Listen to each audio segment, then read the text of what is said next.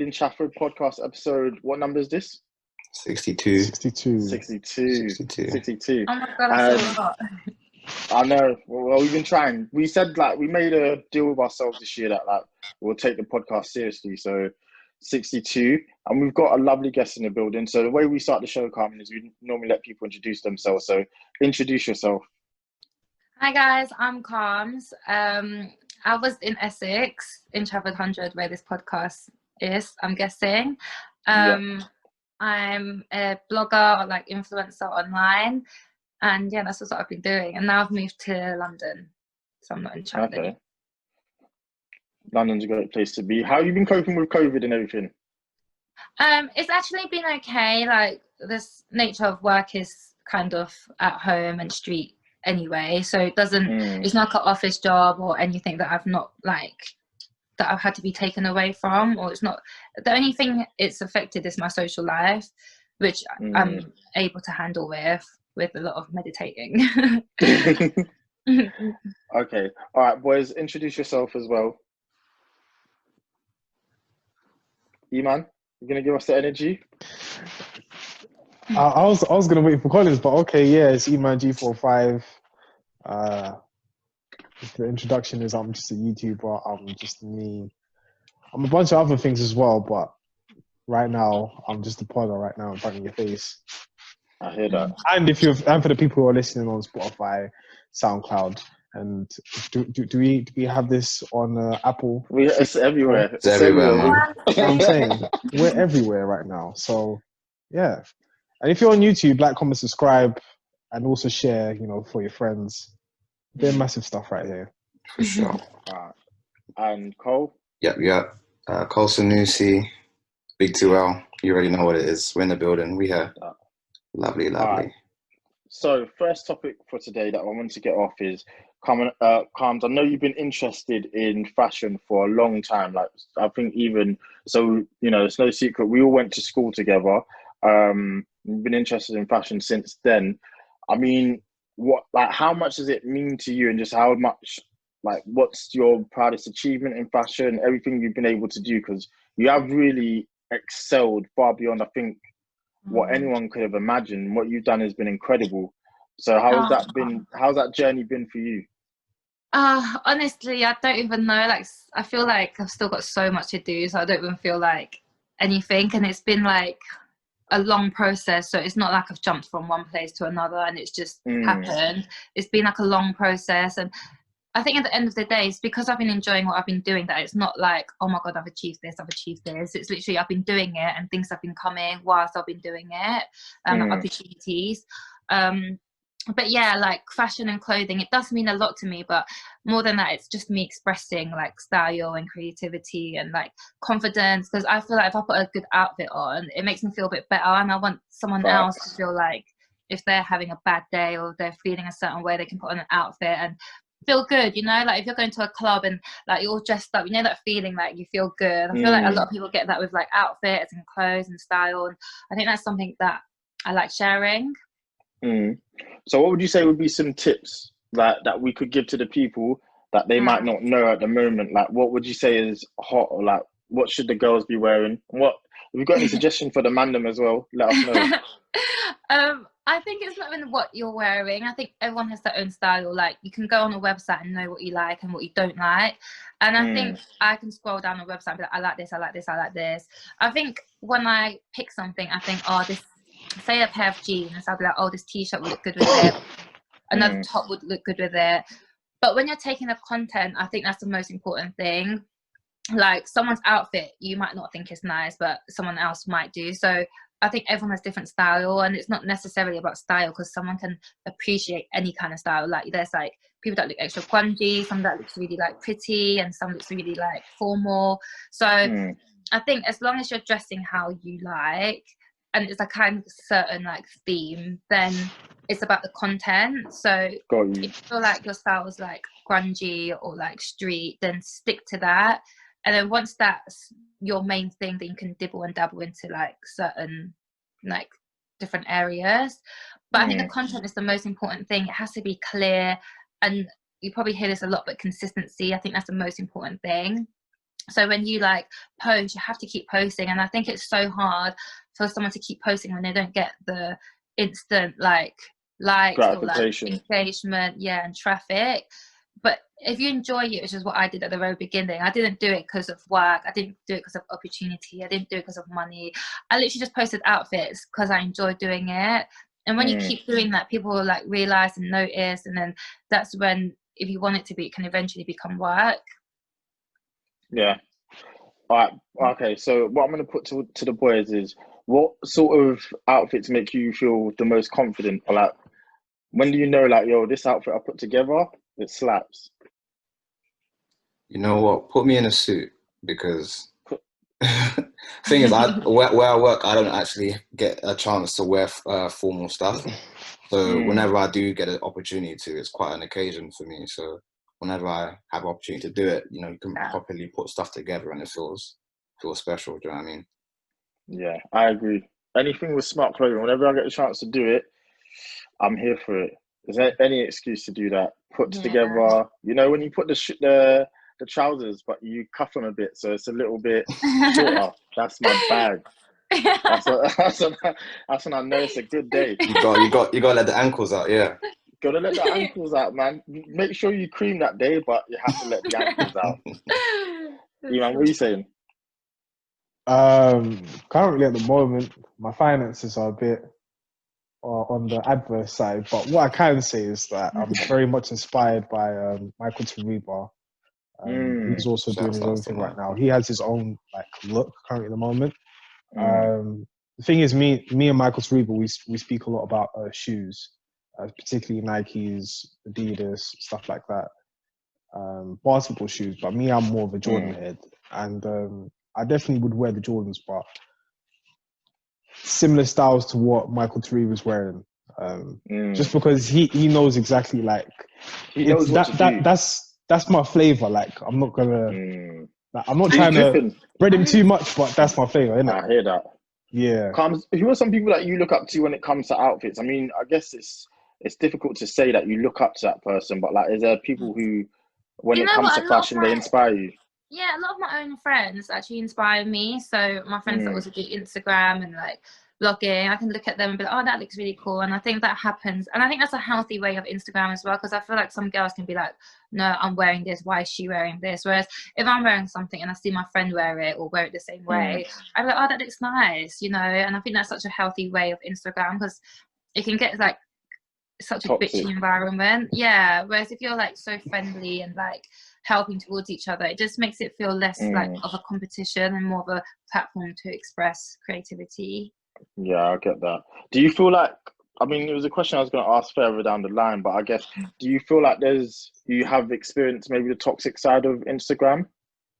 Luckily I haven't, but I have seen this so much with some of my friends. Like, it's like someone getting the same bag as someone, or like someone buying the same products. Like, it gets bitchy. Like, like, I swear, like, my friend has a bag and then she got the bag and then she messaged her being like, oh god, I don't know if she's gonna hear this, but she messaged her being like, oh, loads of people have been messaging me saying you've been copying my style and you've been buying the same things I have. And then like my friends are just like, what the hell? Like, that's so negative, first of all. And secondly, like, how can you even be like chatting about bags? Like, these are things, do you know what I mean? Yeah, like, it gets bitchy. It really gets bitchy. And I feel like people judge a lot on following as well. Like, I've never done Instagram because of following. Like, obviously it helps and it is good when you grow and it like gives you more engagement and like work and opportunities. It's great. You do want it to grow, but I think it's not a way of how you judge someone. Because I remember when I first started out, there was this girl that I wouldn't name any names, but I remember it was at this like launch at this dinner. She didn't even like give me any attention. She didn't bat an eyelid at me. Like, it's like it felt like a peasant. I was literally at this event launch. I was just sitting there, like, I was talking and then she'd like look away and be like, like not really answering my questions. And I was like, what the hell? And I don't know what it is, but all her friends were people that were like at the time on such big followings and all I was being is nice. I think that's the way you should respond to people and how they are, not like their followings. And you can just tell when some people are being nicer to some people because of following, and it's just, you can see straight through it. There's some girls that are like so for the clout that you could just see it straight through. Yeah, the industry must be gross. Huh? I'm like, the industry must be so, like, there must be so many toxic parts to it, especially the environment that you're in. Yeah, but like you like, I think as long as you're not phased by it and just know that it's like just people, then you won't really like, it doesn't really get to you. And then like if you like months down the line, she kind of like didn't do Instagram as much, and then I started growing like past her. And then she's just suddenly being so nice to me, and I was like, the game is a What it is. Do you know what it is though? Like at first, she realized the competition, and she tried to play the mental games, but she didn't succeed. yeah. Now look where you are right now. You're winning. You know what I'm saying? Yeah. Chafford on top. Than me. There's still like, I don't feel like I've like done enough. There's still so much that I want to do. Like there's still so many times I'm like, I need to do this, I need to do this. But yeah, like with Instagram, it's like it's a weird place. Do you ever take breaks, Carmen? Oh my god, like I've had so much like mental problems with Instagram.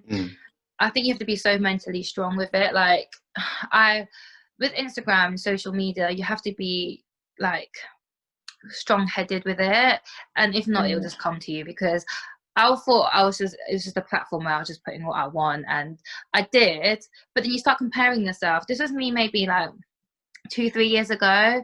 I was comparing myself. Like now I'm in a different headspace. I'm completely past it. But 2-3 years ago, I was literally comparing myself all the time. I had girls' bikini photos like and in my favorites. I had it on my vision board, like abs, like eating healthy. Like I actually had got an eating disorder from Instagram, and I put it solely down to Instagram and my job. I gave so much pressure on myself to look perfect and be a certain way that it controlled my eating. Like I used to eat and then I'd binge, and then I feel so guilty for it because I was like, oh my god, I ate so much. And then I wouldn't eat for the whole next day, and then by the evening I'd be hungry again and I'd binge again. And it was just like a mental, like it was destroying. Like, and I think it took me so much time for me to realize now, which I wish so much that I realized earlier, if I could tell myself that it really doesn't matter. It doesn't matter. And I think the more pressure you put on yourself, the more it does seem like it matters. But like it really doesn't. Like now I'll eat and I wouldn't even think twice about it. And I think it's so hard to understand when someone hasn't had an eating disorder. But when you do, it becomes like so much of your mental, it takes so much of your mental energy. But it's good that you're talking about this sort of stuff. And I guess there's other people who will be getting into the Instagram game or influencer game who might not have known this. And it's one of those things that, you know, when you think, oh, if I could tell my younger self something, this would be what I'd tell them. I feel like that's the sort of realization you've had. Yeah, 100%. And it takes me sometimes a while to realize or for it to click in, because it takes in so much time in your head. And I really wish like I could tell my younger self that it really doesn't matter, and the more energy and time you waste on worrying about it, the more it's going to eat you up. Like social media, everyone looks different, and this is why I'm really liking like plus size and everyone looking different and really embracing it. It gives so much more of a healthy environment on Instagram. Yeah, definitely. It's good to see that you're actually acknowledging that as well, because it's so important. That we actually take all of these things into account as well, because I just couldn't imagine, like, I mean, the pressure of, like, I guess you have to more or less upload every day, or you have to do a picture every day, or you have to do something every day, and I guess that would get to you understandably as well. And then you've got to think about, even if you don't want to, you have to think about your competition as well. Yeah, you have to think about your competition, because at the end of the day, it is your work, and you do think like, oh, she's looking like this, I want to look like this, or they've got this, I want this, and you like, without even consciously knowing, you're comparing. And I think it's so easy to feel upset at where you are or what you have or what you look like when you're looking at someone that looks like completely perfect. Like, but you really and truly, you don't really realize that not everyone's perfect. Like someone could look at me and be like, oh my God, she looks so good like this, or she's doing this, she's doing that. But in my head, it's not like that. It's like, oh my God, I'm not happy about this about myself. There's still so much that I want to do. Like, I don't feel like I'm achieving enough. I feel like I could do more with my time. People don't see that because you're posting perfect. You're posting that everything's fine. You're seeing everything that looks great, but you don't know what someone is going through in their head. They don't think they're perfect. They have their own doubts. They have anxiety. Like, everyone's human at the end of the day. And I think the more that someone can like accept that, the more they're like, you know, I'm actually quite good where I am. I'm quite happy with where I am. Got you.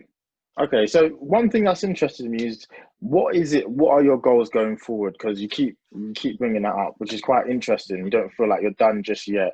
So what are those goals for you? Don't. I feel like my goal, like the last maybe 2-3 years, is just to travel. And so with traveling, I feel like you have to be so free. You can't really be committed as much when you're traveling. Like last year, I wasn't home in the UK for more than 2 weeks at a time. Like I was, apart from Christmas, I wasn't at home for more than 2 weeks. I was just away. Like I'd already have my next trip planned on my way back from the trip I'm already on. No, catch flights, not feelings, man. Honestly, I swear, I literally for the last like. Now I know where I'm going wrong.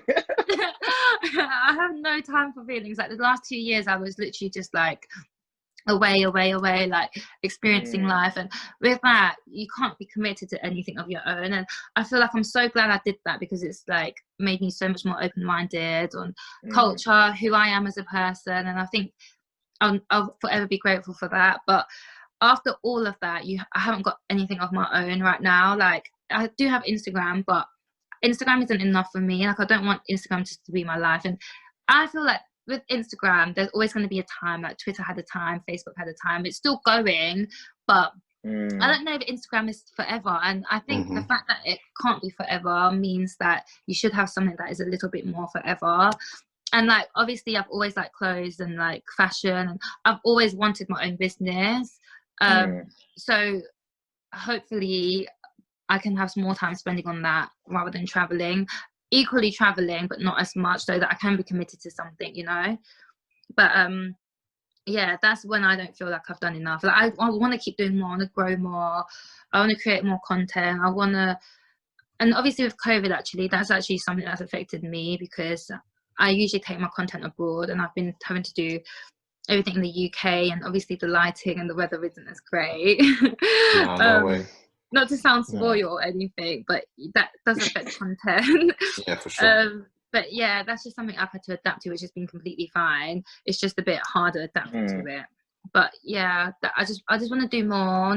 It's like I feel like I could maybe inspire people with outfits, but I want to inspire people with like good vibes and knowing that like no one's perfect. Basically things that I wish I could have told my younger self, you know, like it's okay to feel anxious. Everyone has anxiety. Everyone doesn't feel perfect. Like I didn't, like, even before I started Instagram, I had no money. I spent everything like I had on what I liked. Like I remember coming back from my LA flight, and I had so much like baggage. It was $100 for an extra bag, and I didn't even have $100 in my bank account. I had to call my mum to send me like $100 over PayPal, because I spent it all on my LA trip. But it's one of the best trips of my life. Like it made me realize, like, money well spent. Yeah, I literally freaking loved LA. It? Yeah, but it was like all a lesson, and it was like sometimes I feel like just worry less and do more. And that's such a note to myself as well, because I worry so much and I don't do as much as I want. Like, but I want people to know that they can do that. I get that. What business would you like to start? Pardon? Yeah, what business would you like to start? I would want to have my own clothing brand, which I think what a lot of people do, and a lot of my friends have as well. But it's what I'm passionate about, so I really do want to be doing that. Okay, that's a good idea. I mean, Go on, Eman, go. And who would it be for? Like, I know currently today there's a lot more today than it was back then. Like, for example, body shaming, women who are plus sizes, some women who are just overly skinny, and some women who are just, I would say, slim thick. Do you know what I'm saying? who would you cater to, or are you going to cater to all sort of demographic? I've actually just done a collection with Public Design that's launched on ASOS, and that comes in plus size, and that was one of the best things that I could hear about a collection, because I'd want everyone to feel welcomed. So I would, obviously that comes with budget as well, like you have to cater for the norm and then what is not seen as the norm as well. So I think the bigger the brand is, the more they can cater to everyone. I think starting off as a business, I'd want to do as much as I can, and that might mean having less in each category, but still covering as much as I can. I'd want to cover plus size. I'd want anyone to be able to buy from my clothing brand, you know. Would you ever do a line for the man then? Maybe I would. I love unisex clothing. I like men's clothing. Like I feel like when I do it, it would be quite unisex anyway, because that's just my style. I like t-shirts, loungewear, casual wear. That's so my style anyway. But yeah, definitely 100%. Yo, man, 2021, we'll be modelling for Carms. Yo, ASOS, get us. We need that discount. But that must have been such an insane opportunity though. Like when that presented itself, not only is it going to be on ASOS, but you're doing it with a brand, and it's the brand that you enjoy. What was that feeling like? It was amazing. Public Desire actually reached out maybe last year in Los Angeles. I was at a launch dinner, and then the CEO, who I'm quite good friends with, was just like, oh, we should do a collection with you. And I was like, oh, I don't feel like I'm ready. I don't feel like I'm there yet. Like I don't know if anyone would buy from it. And he was like, no, Carms, of course not. And then he messaged me again at the beginning of this year, and he's like, Carms, I think we should do it. And I was like, okay, then let's just do it. I didn't think twice. Like my initial thought was like, okay, I really want to do it, but then everything that came after was telling me not to do it. Like, oh my god, like it was self-doubt. Everything that is negative about yourself, they came after. I think in life that's something that I've learned, is just to not let that get in the way, because if it did get in the way, I wouldn't have done a collection, you know. So I just went ahead with it, and I was just like, okay, let's do it. And then I just didn't worry about the numbers and the figures after that could happen. I just did what I enjoyed. I put out designs that I liked and that I've loved. And then it obviously we got samples back, and then we got like things tweaked, and then ASOS just was like, okay, we're gonna get this, and we're gonna do it in plus size. And then now it's on the website. So it's been, and then we did swimwear as well. And then swimwear was last week the best selling swimwear on ASOS, which I was amazing. Like, oh my god! Round of applause. Thank you. Yeah, amazing. So it was just like unreal. But I think that's like a life lesson as well, you know, like if in that moment I let all my insecurities and my self-doubt get in the way, then I really wouldn't have ever done it. But if I just went with what I knew I liked, I enjoyed, and I dreamt of for so long, and to just do it, then it can only like be good, you know. Yeah, definitely. I mean, that's just such a crazy opportunity that was presented to you, and you did such a good job with it as well. I mean, what's it like actually being involved from start to finish, if that makes sense? You're involved in the whole process. Yeah, I did a lot of the designing, and I think when a lot of people do collections now, it's either an edit or a collection. An edit is designs that are already made, and then you pick, the blogger picks their favorite, and then that becomes a collection. Whereas when you design the collection, you actually design the pieces to put into your collection. So first we just did the mood board of like the kind of designs that we wanted, and then the color palettes, and then we just started drawing up from that. And then Public Desire had a whole team on hand, which helped with the CAD designs, and then the producing and the sampling. So I did the designing along with their help, and then they produced everything, and then we just went from there. And then I went to Manchester to look at the samples, try things on, and then it went on to ASOS. What an opportunity. Yeah, it just sounds like it was amazing from start to finish. I mean, it was stressful though. I'm sure that sounds like it'd be very intense. Boys, if we was given a chance to work with ASOS, what are we doing? What's going to be what pieces are we making? I have to rock the tracksuits, man. That's all we got to do. Tracksuit mafia. Tracksuit mafia, man.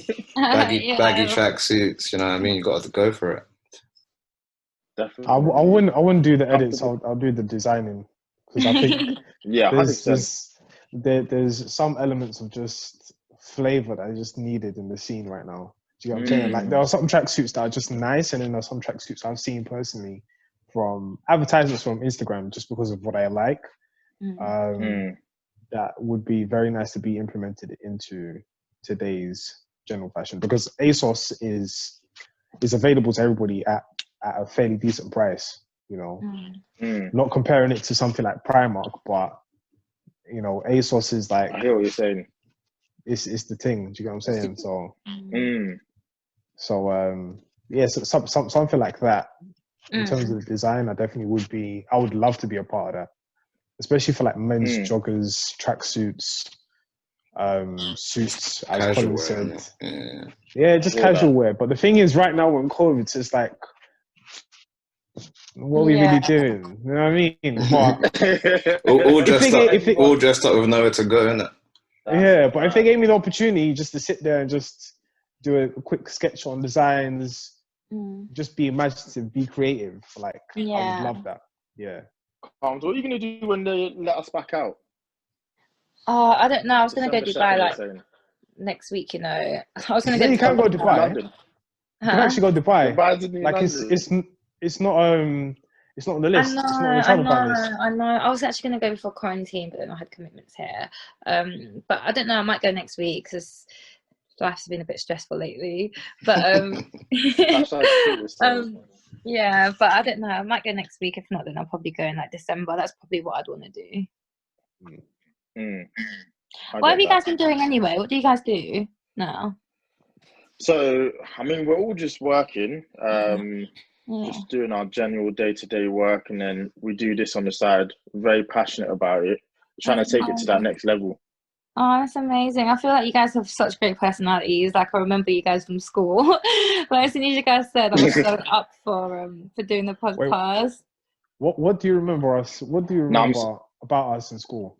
Okay. Like, each person. With Collins was my best friend's Victoria's brother. Like, I just remember, like,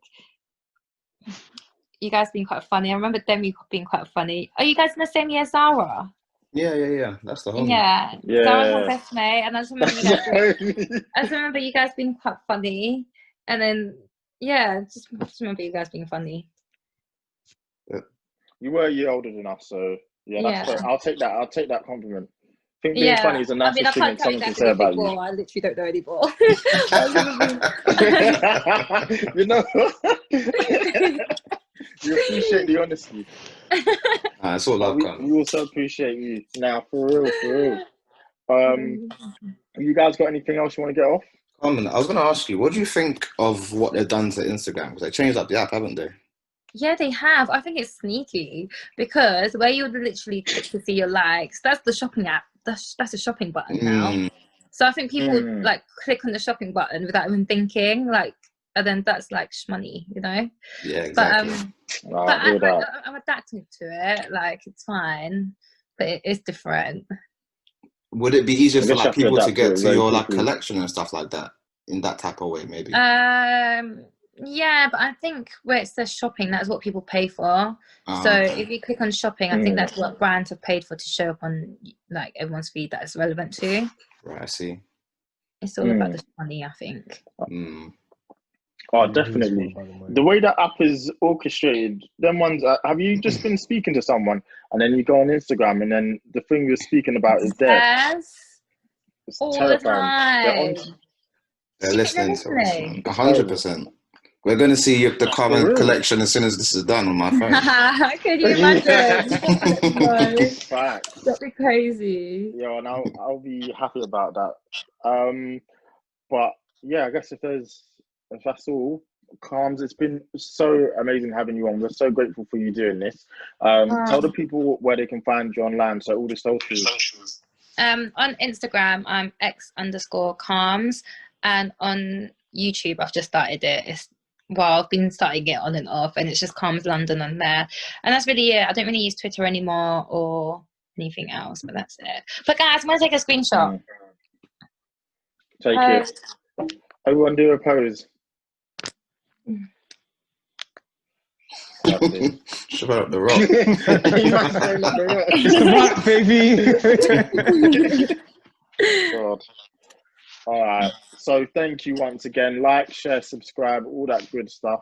Carms, again, so grateful to you for coming on. I'm literally so honoured to even be here, or even to Thank be you, thought of Carmen. to be on here. Like, I don't even feel like I should be on here. no. I'm just here chatting so much rubbish. That's what we do, don't worry. Yeah, that's our day job. But no, we're so grateful for you to coming on here. And it's important conversations were had as well. I think people need to hear that stuff about Instagram as well. So it's great. Yeah, 100%. Cool. All right. I hope you No guys have a problem. lovely On that, evening. Thanks for Thank having you. me. We will, You you too. too. Take care. Bye.